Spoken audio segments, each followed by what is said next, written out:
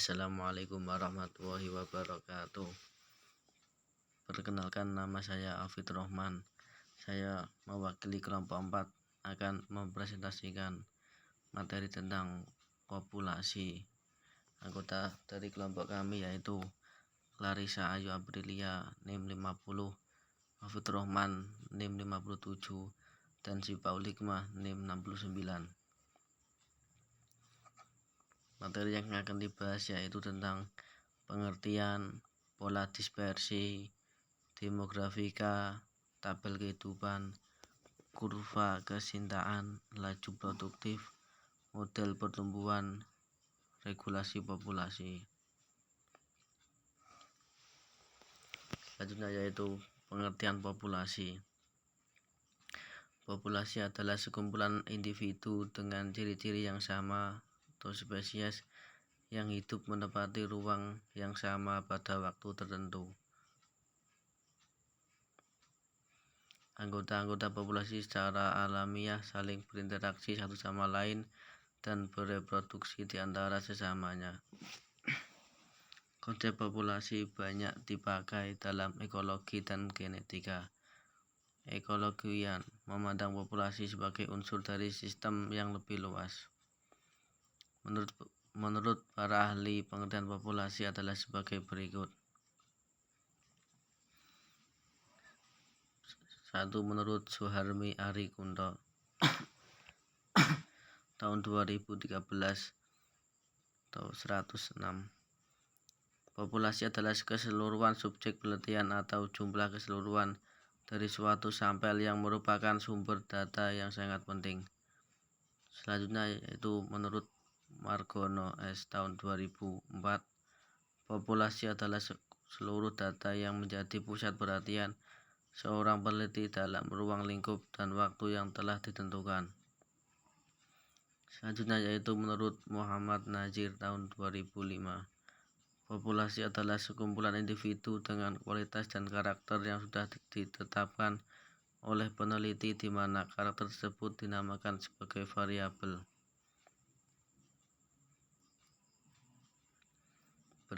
Dapat disimpulkan bahwa populasi adalah sekumpulan individu dengan ciri-ciri yang sama, yang hidup di tempat yang sama dan memiliki kemampuan bereproduksi di antara sesamanya.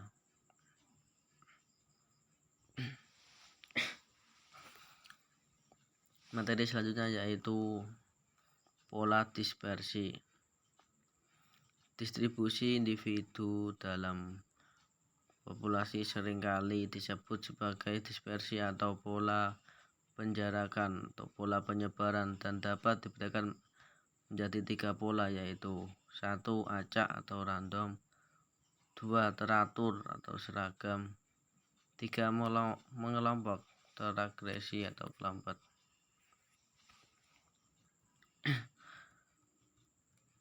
1. Pola dispersi acak atau random, yaitu pola-pola sebaran ini peluang suatu individu untuk menempati sesuatu situs dalam area yang ditempati adalah sama, yang memberikan indikasi bahwa kondisi lingkungan bersifat seragam. Kacakan berarti pula bahwa kehadiran individu lainnya dalam sebaran statistik.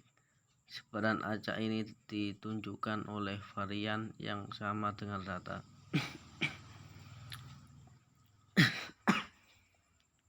2. Yaitu teratur atau seragam atau unity.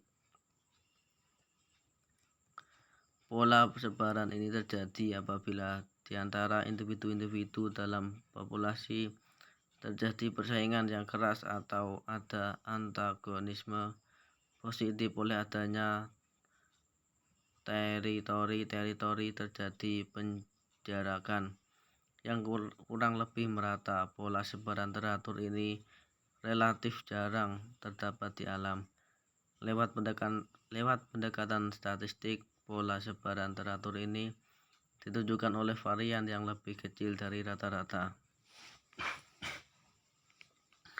3. Yaitu mengelompok atau teragresi kelompok, merupakan pola sebaran yang relatif paling umum terdapat di alam. Pengelompokan itu sendiri dapat terjadi oleh karena perkembangbiakan, adanya atraksi sosial, dan lain-lain. Lewat pendekatan statistik, pola sebaran kelompok ini varian yang lebih besar dari rata-rata.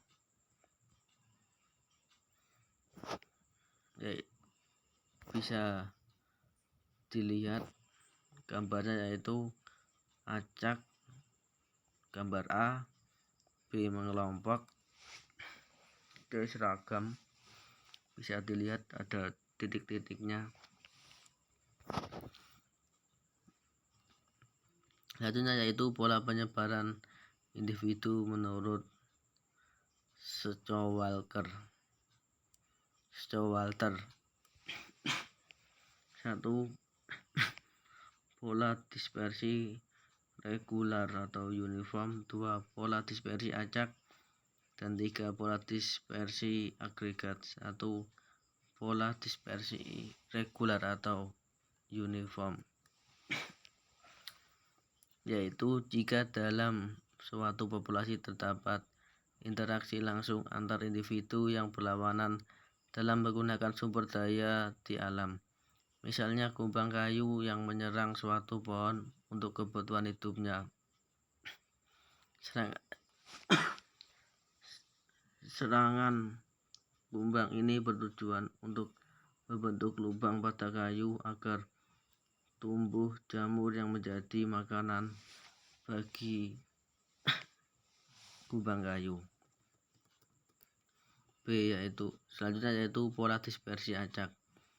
Pola dispersi acak yaitu ketika posisi individu tidak bergantung pada individu lain. Pola dispersi acak akan terbentuk bila tidak ada hubungan fisik maupun kimia suatu individu terhadap individu lainnya. Selanjutnya yaitu pola dispersi agregat, yaitu dihasilkan dari pengelompokan individu akibat kesamaan perilaku. Selanjutnya yaitu demografika. Demografika adalah bidang yang mempelajari statistika vital populasi dan perubahan statistika tersebut seturut waktu. Menurut Meadow tahun 1972, demografi ini mempelajari secara statistik dan matematis tentang besaran, komposisi dan distribusi penduduk dan perubahan-perubahannya sepanjang masa melalui bekerjanya 5 komponen demografi, yaitu kelahiran, fertilitas, kematian, mortalitas, perkawinan, migrasi, dan mobilitas sosial.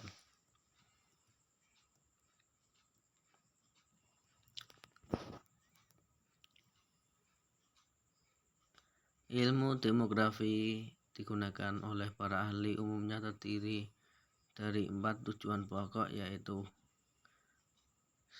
1. Mempelajari kuantitas dan distribusi penduduk dalam suatu daerah tertentu.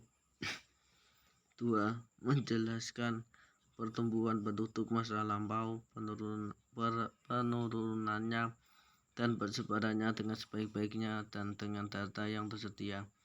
3. Mengembangkan hubungan sebab akibat antara perkembangan penduduk dengan bermacam-macam aspek organisasi sosial. 4. Mencoba meramalkan pertumbuhan penduduk di masa yang akan datang dan kemungkinan konsekuensinya. Materi tabel kehidupan akan dijelaskan teman saya, Sifaul Hikmah. Assalamualaikum warahmatullahi wabarakatuh. Baik, di sini saya akan melanjutkan keterangan mengenai tabel kehidupan. Tabel kehidupan atau life table atau biasa dikenal juga dengan mortality table merupakan tabel yang digunakan untuk menggambarkan dan memaparkan data kematian dari suatu populasi.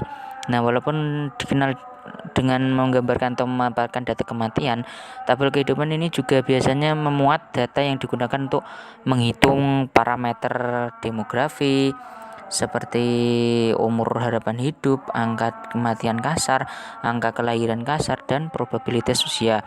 Jadi kalau bisa dibilang itu untuk menjawab beberapa contoh soal, seperti kalau ada persoalan mengenai jumlah wanita yang hidup setelah mencapai umur 25 tahun, atau apakah bayi yang lahir pada tahun sekian itu masih akan hidup sampai tahun sekian, dan apakah bayi tersebut itu bisa hidup sampai umur 90 tahun, dan berapa yang bisa hidup sampai umur tersebut. Nah, ini tuh berkaitan dengan probabilitas usia itu. Nah, juga bisa dibilang untuk memiliki seperti umur harapan hidup tadi. Nah, tabel kehidupan itu penting khususnya bagi manusia itu sendiri. Nah, kenapa kok bisa penting? Karena sebab PBB sendiri itu menyarankan untuk setiap negara agar memiliki life table atau tabel kehidupan yang selalu update dan diperbarui pada tatanan kenegaraannya. Nah, jadi PBB itu sendiri itu menyarankan adanya life table tersebut untuk bisa dibilang itu mempermudah sensus atau data yang masuk kepada perserikatan bangsa-bangsa tersebut daripada setiap negara yang ada. Jadi nanti itu datanya itu bisa jelas dan gamblang. Nah, tadi itu kan bisa dibilang untuk mengupdate setiap tahun. Nah, itu juga berkaitan dengan jenis-jenis dari tabel kehidupan. Nah, maksudnya apa? Tabel kehidupan itu ada dua. Yang pertama itu tabel kehidupan lengkap dan tabel kehidupan singkat. Nah, yang lengkap dan singkat ini tuh cuma terpaut pada sesuatu yang diambil dari tabel kehidupan singkat itu jauh lebih interval usianya. Lah untuk yang lengkap itu interval usia yang diambil itu berselisih 1 tahun, atau bisa dibilang itu update setiap tahun. Lah kalau yang singkat itu berselisih diambil terpaut 4 sampai 5 tahun. Nah, jadi tidak diupdate setiap tahunnya. Jadi bisa dibilang itu tabelnya itu nanti jadinya ya lebih singkat gitu. Nah, untuk jenis dari tabel kehidupan sendiri juga bisa dibagi lagi menjadi dua apabila diambil melihat dari aspek yang diambil. Nah, yang pertama yaitu tabel kehidupan tunggal, ya itu tabel yang berfokus pada angka kematian saja ya. Jadi yang tabel kehidupan tunggal tadi yang ada dua ini ya, tabel kehidupan lengkap dan kehidupan singkat. Yang kedua itu tabel kehidupan berganda, yaitu tabel kehidupan yang memiliki dua atau lebih aspek atau gesekan masalah. Nah, seperti yang ini di bawah ini PX di sini bisa dilihat ada kolom XXH, MX, ASDR, QX dan lain-lain seterusnya. Nah, ini bisa dilihat mengenai tabel kehidupan lain itu termasuk tabel kehidupan lengkap. Ini tuh berselisihnya itu setiap tahun, interval usianya yang diambil itu setiap tahun. Nah, 1, 2 ini cuma semakin kan bisa dilihat semakin berkurang kan. Nah, nanti ini tuh, nah ini untuk cara membuatnya. Nah, kalau mau membuat tabel kehidupan itu bisa dilihat dari ini, harus memperhatikan ini kohornya hanya berkurang secara berangsur pada kematian. Jadi nanti itu data yang masuk itu cuma berangsur atau berkurangnya itu pada data kematian, dan tidak ada migrasi. Jadi tidak dikurangi juga kalau migrasi. Nah, jadi kalau ada orang berpindah itu jadi nanti mempengaruhi hasilnya, tapi tidak masuk pada tabel kematian, tabel kehidupan. Nah, yang kedua itu orang meninggal menurut pola tertentu pada berbagai tingkat umur. Jadi polanya itu tertentu pada tiap tingkat umur. Kohor berasal dari suatu radix atau jumlah hipotesis tertentu. Nah, untuk isi dari tabel kematian sendiri, nah ini itu bisa dilihat ada X atau X, MX, QX, PX, DX, IX, LX, TX, dan EX. Lah untuk menghitungnya, nah ini keterangannya ya, keterangan dan juga bagaimana datanya diambil. Lah untuk X atau X itu yang kolom pertama tadi itu berarti anggota kohor yang dimaksud telah menjalani hidup selama tepat X tahun, jadi selama 1 tahun. Jadi tadi X-nya itu pamannya di ini kolom pertama. Jadi dia tuh dari tabel itu diambil itu sudah 1 tahun. Nah, ini 2 tahun. Nah, ini tuh yang tabel kehidupan lengkap. Jadi selisihnya tuh cuma 1 tahun. Jadi ini langsung 4 tahun. Kalau tadi yang tabel kehidupan singkat kan selisihnya 4 sampai 5 tahun tergantung datanya yang mau diambil ya. Nah, selanjutnya tadi mana? Nah, Yang MX, yang ini MX yang kolom kedua, nah itu jumlah kematian per kelompok umur per 1000 penduduk atau ASDR. Nah jadi biasa dibilang tuh untuk yang kolom MX itu jumlah kematian per kelompok umur. Jadi jumlah kematiannya itu dibagi per kelompok umur. Nah per kelompok umurnya itu per 1000 penduduk pada atau ASDR. Nah untuk yang QX itu kolom yang ketiga itu kemungkinan seseorang untuk mati atau probability of dying atau kemungkinannya dari mati itu antara umur tepat X dan umur tepat X plus 1. Jadi pada umur tersebut angka kematian pada umur tersebut atau umur yang sebelumnya, yang ini ya, dari ini plus ini kok sebelumnya sesudahnya, jadi nanti kayak umur ke X kedua tambah ke 3 misalnya, seperti tambah 1 jadinya 3 gitu loh. Nah menghitungnya ini dengan menghitung QX itu menghitungnya seperti ini, DX yang DX dibagi IX atau QX sama dengan I 2MX ya tadi, yang jumlah kematian per kelompok tadi dibagi 2 plus MX. Nah seperti itu. Nah bisa dihitung sendiri nanti kalau mau coba-coba. Nah selanjutnya yang PX yang kolom keempat itu kemungkinan seorang untuk tetap hidup dari umur tepat X hingga umur tepat X plus 1. Jadi ya hampir sama ya untuk tetap ini. Untuk yang ini kan kematian. Nah matian, yang ini yang PX itu ke tetap hidup ya. Jadi kalau misalnya masih hidup ya dihitung gitu aja lah. Nah cara hitungnya itu bisa dilihat ini, IX kurangi DX bagi IX. Nah untuk yang ini sama dengan 1 men DX per IX sama dengan 1 kurangi QX ya. Jadi maaf ya kalau rumusnya kepotong, kalau untuk lengkapnya bisa dilihat di makalah. Nah walaupun juga kayaknya enggak kepotong deh kalau di makalah kayaknya. Nah yang selanjutnya itu IX ya, untuk kolom DX dulu, DX untuk kolom yang kelima ya. Kolom kelima itu jumlah kematian antara umur tepat X dan X plus 1. Jadi rumusnya itu DX sama dengan QX dikali IX seperti itu. Nah selanjutnya untuk kolom ke-6 atau IX ya. IX itu jumlah orang yang masih hidup hingga umur tepat X. Jadi jumlah orangnya yang masih hidup sampai umur tepat X-nya. Jadi bisa dibilang di sini tuh yang tadi mana IX. Nah ini jumlah orang yang masih hidup sampai umur tepat X. Jadi pada tahun keempat itu orang yang masih hidup tuh berapa? Ini cuma 98.240. Nah, seperti itu. Nah, selanjutnya yang kolom ke-7 LX, yaitu tahun hidup orang yang dijalani antara umur tepat X dan X plus 1, khusus untuk umur di bawah 1 tahun biasanya menggunakan rumusnya. Untuk yang umur di bawah 1 tahun itu menggunakan rumus ini, L10 itu 0,310 ditambah 0,71 I1 itu I0 tambah 0,7 I1. Nah, selanjutnya untuk kolom ke-8 yaitu total tahun hidup orang setelah umur tepat X sampai semua anggota kohor meninggal. Nah, yang ke-9 atau kolom 9 itu angka harapan hidup pada saat umur tepat X. Rumusnya bisa dilihat sendiri. Nah itu ada keterangan EX plus X itu kolom 1, itu angka harapan hidup mereka yang berumur tepat X pada saat lahir. Nah, baik, selanjutnya mengenai kurva kesintasan. Nah, untuk kurva kesintasan itu pada setiap spesies atau individu hewan memiliki angka kematian yang tentunya berbeda-beda. Jadi antara manusia, kera, sapi, dan juga belalang pasti berbeda-beda. Nah, sehingga kurva kesintasannya pasti juga berbeda-beda.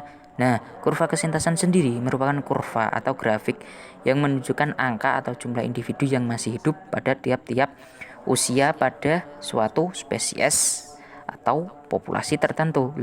Kurva kesintasan dapat diambil dari data yang telah disusun dari tabel kehidupan. Jadi kurva kesintasan ini tuh masih berhubungan dengan ini ya, tabel kehidupan. Nah, ini contoh untuk tabel kehidupan manusia ya, ini manusia lengkap ya daripada suatu daerah, bukan bisa dibilang daerah atau populasi lah. Nah, selanjutnya, kurva kesintasan ini dapat bisa diambil tadi ya. Nah, contohnya, Nah, maaf agak ngeblur. Nah, terdapat 3 tipe kurva kesintasan yang ada di sini yang mengacu pada ini skala log atau skala L. Pada yang pertama itu ada plotting atau log ini loh, log apa ini namanya? Log enggak kelihatan ya. Log LX mungkin ya. IX dari tabel ekspektasi dalam kurva logaritma versus X. Nah, versus X ininya X ini dikali ini ya. Nah, menunjukkan gambaran suatu kurva yang dikenal sebagai kurva kesintasan. Terdapat kelas umum kurva kesintasan yang ditunjukkan pada gambar di atas. Yang pertama yaitu tipe 1. Nah, merupakan ciri populasi dengan kematian besar pada gambar umur tua, salah baca. Umur tua. Misalnya manusia di negara berkembang. Jadi ini yang tipe 1 itu ciri dari populasi ciri dari populasi yang tingkat kematiannya itu tinggi atau besar ya. Jadi dia itu paling tinggi diri sendiri. Nah, itu besar. Biasanya itu kalau pada manusia itu pada negara berkembang. Nah, yang contoh yang garis tengah ini tipe kedua. Nah, tipe kedua ini terjadi jika mortalitas tidak tergantung pada umur atau misalnya banyak spesies burung besar atau ikan. Nah, untuk populasi tak terhingga atau infinite, nah I0 sama dengan I1 sama dengan titik, tapi tidak berlaku untuk populasi terhingga atau finite. Jadi kalau untuk yang populasinya banyak atau infinite tadi itu ada rumusnya sendiri, bisa dilihat di makalah. Nah, ini tuh yang tipe kedua ini tuh terjadi mortalitas atau mortal ya, bisa dibilang kayak penurunan kematian lah, tidak tergantung pada umur. Nah, jadi kayak misalnya burung kan besar atau ikan, nah biasanya kan matiannya tidak seperti manusia yang bisa dilihat kalau umur segini itu dia mati, umur segini itu mati lah. Selanjutnya yang tipe ketiga, yaitu kurva yang tipe ketiga ini jadi jika kematian juvenil atau umur sangat muda sangat besar, misalnya spesies hewan yang menghasilkan banyak keturunan tetapi hanya sedikit yang bertahan hidup. Contohnya ya mungkin seperti penyu atau ular tapi ular masih tinggi sih, mungkin penyu lah. Seperti penyu kan dia bertelur banyak tapi cuma yang berhasil tumbuh itu cuma sedikit. Nah, pada tipe ini itu EI plus 1 itu lebih besar dari EI ya, atau dengan kata lain ekspektasi ya, ekspektasi hidup itu meningkat untuk individu yang bertahan pada periode umur muda. Nah, untuk kurva yang tipe 1 itu seperti kasusnya itu contohnya seperti manusia dan mamalia besar yang memiliki jumlah keturunan sedikit. Jadi keturunannya itu cuma sedikit dan jumlah waktu dan energi yang dikeluarkan itu untuk merawat atau seleksi atau bisa dibilang bertahan hidupnya itu besar. Jadi dia itu berkembang biak sedikit, menghasilkan anak sedikit, tapi energinya yang dibutuhkan untuk bertahan hidup itu besar. Nah, pada yang kurva yang kedua atau kurva yang datar yang lurus. Nah, itu contohnya itu pada jenis burung-burung bertengger kayak burung-burung besar, passing bird ya kalau bahasa Inggrisnya. Lalu ada juga kadal dan juga redontia. Lah, pada beberapa spesies yang menghasilkan banyak keturunan tetapi hanya melakukan sedikit perawatan. Jadi dia itu cuma ini yang ketiga ya, tipe yang ketiga. Jadi hewan yang model kurva ini tuh seperti laron lah mungkin laron. Laron dia itu cuma banyak melakukan reproduksi, dia menghasilkan banyak anakan tapi apakah perawatannya itu cuma sedikit ya. Contoh kayak penyu kan biasanya cuma meninggalkan telur di pantai terus ditinggal, tidak dirawat. Kalau manusia tadi kan kayak mamalia besar kan dirawat, dia cuma sedikit tapi juga dirawat seperti itu. Nah, selanjutnya mengenai laju produktif. Nah, dapat dikatakan bahwa laju produktif itu berbanding lurus dengan laju kelahiran. Ya, bisa dibilang produktif dan kelahiran. Jadi dia itu produktif, otomatis juga melahirkan dengan banyak, ya seperti itu. Dan dimana keduanya itu sama-sama mengacu pada tingkat kelahiran, ya jelas ya. Yang dialami oleh induk suatu spesies atau kelompok yang dihitung dalam satuan waktu tertentu. Jadi perhitungannya ya seperti satuan waktu tertentu seperti tahun atau bulan mungkin, dengan menghitung angka kasar dari produktivitas atau kelahiran yang ada dengan mengurangkan angka kematian dari angka kelahiran. Jadi angka kematian D dikurangi dengan angka kelahiran B yang juga disebut angka kasar laju peningkatan. Nah, sebagai contoh, misal seperti bisa dilihat di contohnya itu ada di makalah, yaitu antara tahun 1965 sampai 1970 populasi orang Kolombia mempunyai angka kelahiran kasar, yaitu B-nya itu sama dengan 0,0044. Nah, yang berarti bahwa terdapat 44 kelahiran per 1000 penduduk per tahun. Nah, tadi jangan lupa untuk menghitung tadi ya, dibagi 1000. Nah, untuk selama periode yang sama angka kematian kasar atau T-nya itu 0,009. Jadi ada 9 kematian per 1000 penduduk per tahun. Lah, laju peningkatan alami populasinya ya tadi seperti tadi dikurangi B dikurangi D, jadi 0,044 dikurangi 0,009 sama dengan 0,035. Maaf ya, tadi ada yang salah, yang 0,044 ya, bukan 0,0044. Atau bisa kalau dibuat persen itu 3,5%. Ya sangat tinggi lah untuk ukuran pertumbuhan populasi manusia. Nah, selanjutnya ya ini contohnya ada ya ternyata. Sini bisa dibilang ini bisa dibaca sendiri. Sudah. Nah, selanjutnya saya serahkan kepada Mbak Larissa. Baik, saya akan menjelaskan materi yang selanjutnya, yaitu mengenai laju reproduktif. Nah, dapat dikatakan bahwasanya laju reproduktif berbanding lurus dengan laju kelahiran, di mana keduanya sama-sama mengacu pada tingkat kelahiran yang dialami oleh induk suatu spesies atau kelompok, yang dihitung dalam satuan waktu tertentu, dengan menghitung angka kasar dari produktivitas atau kelahiran yang ada, dan dengan mengurangkan angka kematian D dari angka kelahiran B, yang juga disebut sebagai angka kasar laju peningkatan. Jadi untuk mencari laju reproduktif ini, caranya adalah dengan mengurangkan antara D dikurangi dengan B, atau angka kematian dikurangi dengan angka kelahiran. Nah, ini ada contoh. Antara tahun 1965 sampai 1970 populasi orang Kolombia mempunyai angka kelahiran kasar atau B yaitu 0,0044, yang berarti bahwasanya terdapat 44 kelahiran per 1000 penduduk per tahun. Selama periode yang sama, angka kematian kasarnya yaitu 0,009, yang berarti 9 kematian per 1000 penduduk per tahun. Nah, laju peningkatan alami populasinya itu dapat dicari dengan mengurangkan antara nilai B dikurangi dengan nilai D, sehingga 0,044 dikurangi dengan 0,009, yaitu hasilnya adalah 0,035 atau 3,5%. Nah, angka ini sangat tinggi untuk ukuran pertumbuhan populasi manusia. Kemudian yang kedua, yang selanjutnya maksudnya yaitu mengenai model pertumbuhan. Nah, dalam model pertumbuhan ini dibagi menjadi dua, yaitu ada model pertumbuhan eksponensial dengan bentuk kurvanya yaitu huruf J, dan juga pertumbuhan logistik dengan kurvanya itu berbentuk dengan huruf S.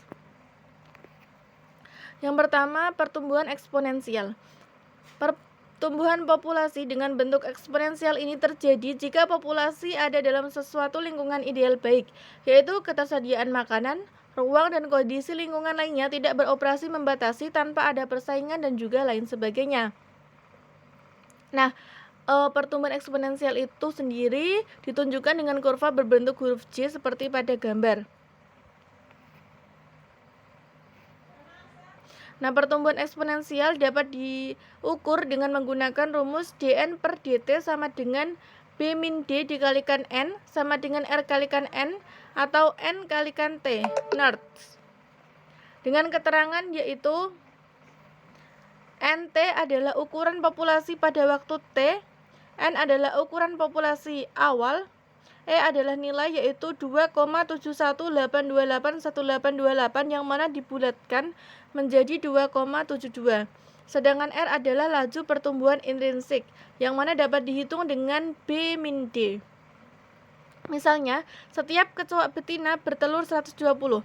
Asumsikan setengah betina dalam satu generasi. Dalam 56 hari telur-telur itu akan menjadi dewasa, mampu bereproduksi.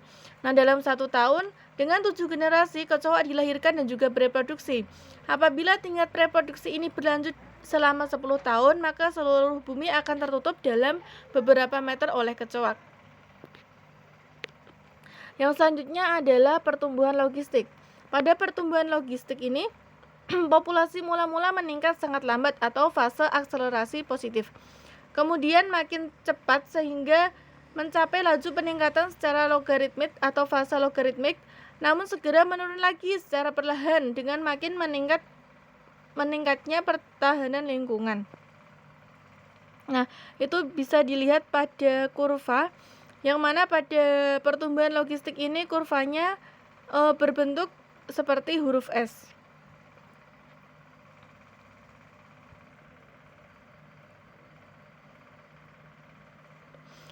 Tingkat populasi yang merupakan asimptom atas dari kurva logistik ini menandakan bahwa populasi tidak dapat meningkat lagi yang disebut sebagai daya dukung atau K.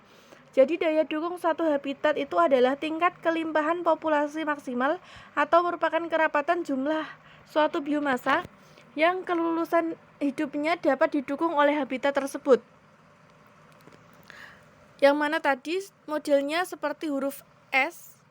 Dan pertumbuhan logistik ini dapat diukur dengan menggunakan rumus yaitu dN per dt sama dengan R kalikan N dikalikan K min N per K, atau dapat juga diukur dengan NT sama dengan K per 1 plus E kalikan A min RT. Nah, keterangannya N per K itu adalah hambatan lingkungan, sedangkan nilai N per L dapat menghambat pertumbuhan populasi. Nah, terkadang tingkat pertumbuhan melambat saat populasi ini mendekati daya dukung ketika sumber dayanya menjadi langka. Misalnya, pada suatu area itu mampu menampung hingga 100 ekor serigala 20 tahun yang lalu, sehingga serigala tersebut berjumlah 50 ekor dengan area yang cukup luas sehingga banyak terdapat sumber makanan. Kemudian serigala tersebut mengalami pertumbuhan yang sangat pesat menjadi 90 ekor dan mendekati 100. Maka hal ini menyebabkan bahan makanan menjadi berkurang dengan akibat yaitu pertumbuhan serigala menjadi lambat dan semakin sedikit yang dapat bertahan hidup. Nah, jika digambarkan dalam bentuk grafik, maka pertumbuhan serigala tadi itu akan membentuk kurva S yang disebut sebagai kurva logistik atau bisa juga disebut sebagai kurva sigmoid. Hal ini menggambarkan bahwa pertumbuhan logistik atau sigmoid ini dipengaruhi oleh ketersediaan makanan dan juga tergantung pada tingkat kepadatan populasi. Kemudian yang bawah itu ada gambar perbedaan antara kurva pertumbuhan eksponensial dan juga pertumbuhan logistik. Yang mana kalau pertumbuhan eksponensial itu hurufnya itu seperti huruf J, dan kalau logistik itu seperti huruf S. Yang selanjutnya mengenai regulasi populasi. Regulasi populasi sendiri adalah bidang ekologi yang memiliki banyak penerapan praktis. Regulasi populasi ini merupakan suatu usaha agar populasi berhenti meningkat dan juga mencapai titik keseimbangan. Regulasi populasi dibagi menjadi dua, yaitu yang pertama, regulasi populasi tak tergantung densitas, dan yang kedua adalah regulasi populasi tergantung densitas. Nah, regulasi populasi tak tergantung densitas itu merupakan laju kelahiran dan juga laju kematian yang tidak berubah seiring densitas populasi yang meningkat. Sedangkan regulasi populasi tergantung densitas merupakan laju kematian yang meningkat dan laju kelahiran yang menurun sewaktu densitas meningkat. Kemudian ada faktor-faktor yang menyebabkan regulasi populasi bergantung densitas, yaitu yang pertama adalah kompetisi untuk sumber daya, yang mana dalam populasi yang bersesakan, peningkatan densitas populasi mengintensifikasi kompetisi perebutan nutrien dan juga sumber daya lain yang berkurang, yang menyebabkan laju kelahiran akan menurun. Hidup berdesak-desakan dapat mengurangi reproduksi bagi tumbuhan sehingga banyak populasi hewan juga mengalami kompetisi internal untuk merebutkan makanan dari sumber daya lain. Kemudian yang kedua ada teritorialitas, yaitu pada banyak vertebrata dan juga sebagian invertebrata, teritorialitas dapat membatasi densitas populasi sehingga ruang teritorinya menjadi sumber daya yang diperebutkan individu yang berkompetisi dalam suatu populasi. Misalnya adalah citah ini sangat teritorial, menggunakan komunikasi kimiawi untuk memperingatkan citah lain mengenai perbatasan teritori mereka. Meningkatnya teritori dapat meningkatkan kemungkinan bahwa citah akan menangkap cukup makanan untuk bereproduksi. Burung-burung laut, misalnya ganet, seringkali bersarang di pulau berbatu untuk menghindari predator. Sampai densitas tertentu, kebanyakan ganet dapat menemukan tempat bersarang yang sesuai. Namun, melewati ambang batas tersebut, hanya sedikit burung yang dapat berkembang biak dengan sempurna. Burung-burung yang tidak dapat memperoleh tempat bersarang tidak akan bisa bereproduksi. Nah, keberadaan individu surplus atau tak berkembang biak ini adalah indikasi bagus bahwa teritorialitas membatasi pertumbuhan populasi, seperti yang terjadi pada banyak populasi burung. Kemudian faktor yang ketiga adalah penyakit. Densitas populasi juga dapat mempengaruhi kesehatan dan juga dengan demikian kesintasan organisme. Jika laju penularan suatu penyakit bergantung pada laju tertentu kesesakan populasi, maka dampak penyakit tersebut mungkin bergantung densitas. Hewan dapat mengalami peningkatan infeksi oleh patogen pada densitas populasi yang lebih tinggi. Kemudian faktor yang keempat adalah predasi. Predasi merupakan penyebab penting mortalitas atau kematian bergantung densitas Kemudian faktor yang keempat yaitu predasi. Predasi merupakan penyebab penting mortalitas atau kematian bergantung densitas jika predator menemui dan juga menangkap lebih banyak makanan sewaktu densitas populasi mangsa meningkat. Nah, sewaktu populasi mangsa meningkat, maka para predator akan mungkin memilih untuk memakan spesies itu saja sehingga mengonsumsi persentase individu-individu yang lebih tinggi. Kemudian yang selanjutnya ada limbah toksik. Akumulasi zat buangan toksik dapat turut berperan dalam regulasi bergantung dengan densitas terhadap ukuran populasi. Yang selanjutnya adalah faktor intrinsik. Untuk beberapa jenis hewan, tampaknya ukuran populasi diregulasi oleh faktor-faktor intrinsik atau fisiologis, bukan diregulasi oleh faktor ekstrinsik atau lingkungan. Misalnya ada mencit berkaki putih di ladang kecil yang dipagari akan dapat memperbanyak diri. Namun akhirnya laju reproduksi akan menurun sampai populasi tersebut berhenti tumbuh. Kemudian yang selanjutnya adalah tentang dinamika populasi. Dinamika populasi adalah naik turunnya jumlah populasi dalam suatu populasi itu sendiri. Nah, penyebab naik turunnya jumlah populasi dipengaruhi oleh natalitas atau kelahiran, mortalitas atau kematian, serta dipengaruhi oleh emigrasi, imigrasi, dan juga migrasi. Yang pertama tadi ada natalitas. Natalitas itu merupakan kemampuan populasi untuk bertambah atau untuk meningkatkan jumlahnya melalui produksi individu baru yang dilahirkan atau ditetaskan dari telur melalui aktivitas perkembangan.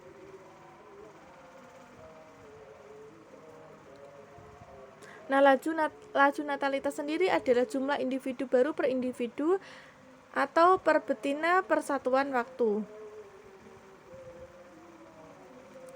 Kemudian yang kedua, setelah natalitas ada mortalitas. Mortalitas itu menunjukkan kematian individu dalam populasi. Juga dapat dibedakan dalam dua jenis, yaitu ada mortalitas ekologik dan juga mortalitas minimum atau teoritis. Mortalitas ekologis adalah mortalitas yang direalisasikan, yaitu matinya individu di bawah kondisi lingkungan tertentu. Sedangkan mortalitas minimum atau teoritis yaitu matinya individu dalam kondisi lingkungan yang ideal, optimum, dan mati semata-mata karena usia tua. Kemudian yang ketiga ada emigrasi, imigrasi, dan juga migrasi.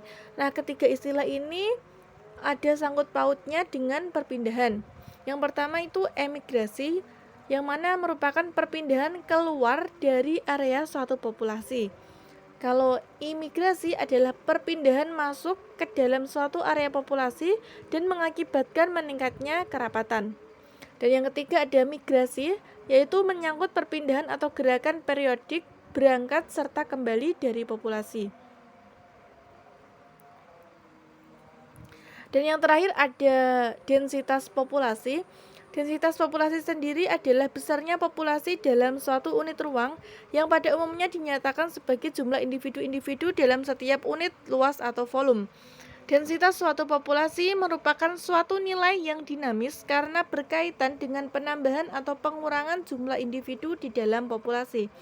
Bertambahnya jumlah individu dipengaruhi oleh angka kelahiran serta angka migrasi. Sebaliknya, kalau penurunan jumlah individu dalam suatu populasi itu bergantung pada angka kematian dan juga angka emigrasi. Nah, salah satu cara untuk mengetahui jumlah individu di suatu populasi atau mengetahui nilai N adalah dengan metode mark recapture. Nah, sekian penjelasan dari kelompok kami. Kurang lebihnya kami mohon maaf dan terima kasih. Wassalamualaikum warahmatullahi wabarakatuh.